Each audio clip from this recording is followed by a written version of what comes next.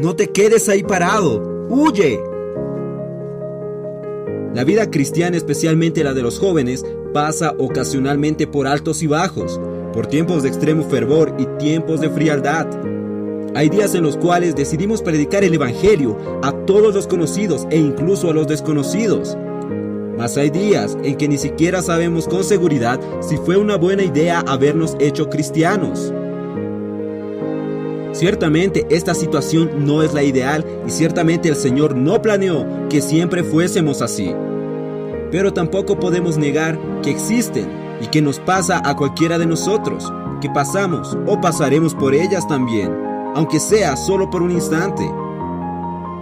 Cuando un joven se siente desanimado, las palabras de exhortación son las que menos ayudan, aunque a veces dan resultado.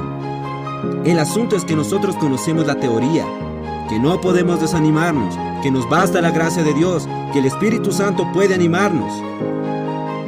También de que debemos orar y luchar contra eso. Esto lo sabemos, no negamos los hechos, pero hay un hecho más convincente. El mundo es muy atractivo, ciertas tentaciones son irresistibles, aún tenemos vergüenza de predicar el Evangelio, aún tenemos dudas de si Cristo es el mejor. Y por otro lado, dentro de nosotros existe una fuerza viva, una voz muy clara que nos anima a proseguir, que nos anima a insistir, que clama para que tengamos una vida victoriosa con Dios. Es sobre esto que queremos hablar hoy. Recordamos a Timoteo, un joven de la Biblia muy conocido. Era colaborador de Pablo. Es quien el apóstol tenía la mayor confianza. El apóstol ciertamente incluso consideraba una amistad muy importante con Timoteo, y cierta vez Pablo le dio una tarea muy importante. En la iglesia en Éfeso había algunas personas, posiblemente hermanos mayores que Timoteo, que enseñaban cosas diferentes a las enseñadas por el apóstol.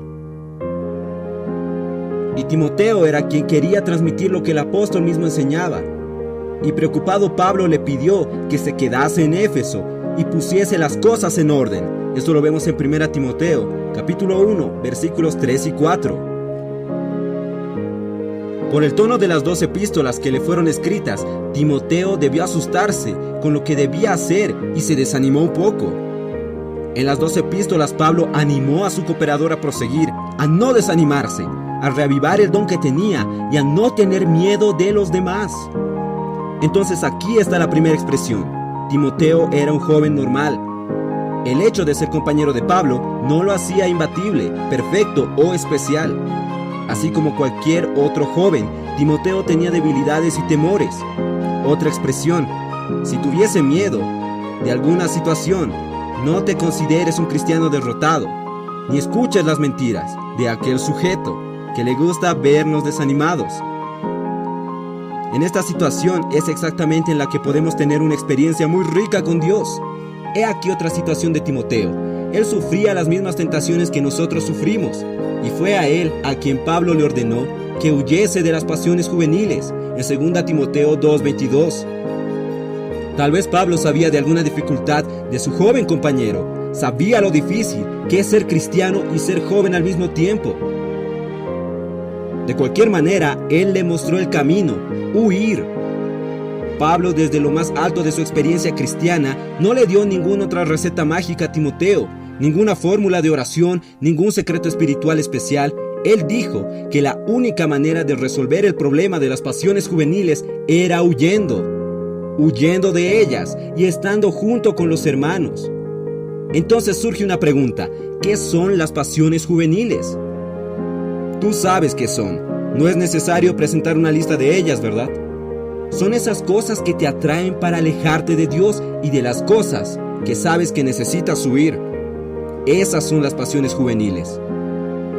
Si reclamas diciendo que es muy difícil seguir al Señor y te mantienes cerca de tus pasiones, tu único futuro será ser vencido por ellas.